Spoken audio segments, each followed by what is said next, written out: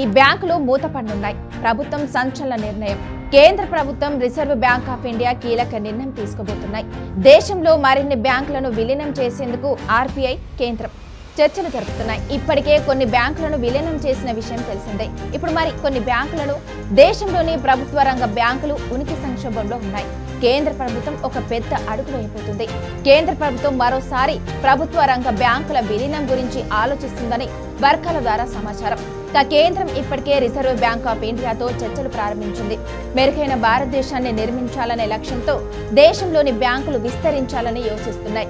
అందువల్ల ప్రభుత్వం మరోసారి ప్రభుత్వ రంగ బ్యాంకులను చేరుకుంటుంది.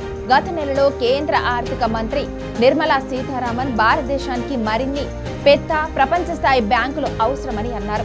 తర్వాత ప్రభుత్వం ఇప్పటికే బ్యాంక్ ఏకీకరణను ప్రారంభించి ఉండవచ్చని కూడా ఊహాగానాలు వచ్చాయి.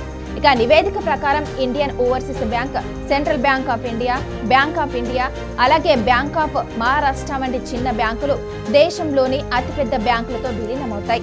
ఈ చిన్న బ్యాంకులను state bank of India, Punjab national bank, bank of Baroda వంటి పెద్ద బ్యాంకులతో విలీనం చేయొచ్చు. ప్రస్తుతం దేశంలో 12 ప్రభుత్వ రంగ బ్యాంకులు ఉన్నాయి. ఆస్తుల పరంగా ప్రపంచంలోని టాప్ 50 బ్యాంకులలో స్టేట్ బ్యాంక్ ఆఫ్ ఇండియా మాత్రమే 43వ స్థానంలో ఉంది. ప్రైవేట్ బ్యాంకుగా హెచ్డిఎఫ్సి బ్యాంక్ 73వ స్థానంలో ఉంది. అయితే ప్రభుత్వం దేశ బ్యాంకులను మరింత మెరుగుపరచాలని కోరుకుంటుంది. అందువల్ల విలీనం అనే భావనను పరిశీలిస్తున్నారు. గతంలో బ్యాంకుల విలీనాలు జరిగాయి. మెగా విలీనం ఆగస్టు 2019లో ప్రకటించింది. ఏప్రిల్ 1 నుండి అమల్లోకి వచ్చింది. దీని కింద 27 బ్యాంకులను 12 బ్యాంకులుగా విలీనం చేశారు. Union bank of India, oriental bank of commerce Punjab national బ్యాంకులో విలీనమయ్యాయి. సిండికేట్ బ్యాంక్ కనడా బ్యాంకులో విలీనమయ్యాయి. అలహాబాద్ బ్యాంక్ ఇండియన్ బ్యాంకులో విలీనమయ్యాయి. Andhra bank, corporation bank, union bank of ఇండియాలో విలీనమయ్యాయి. ఇక అంతకుముందు 2008లో స్టేట్ బ్యాంక్ ఆఫ్ సౌరాష్ట్రను ఎస్బీఐలో విలీనం చేశారు.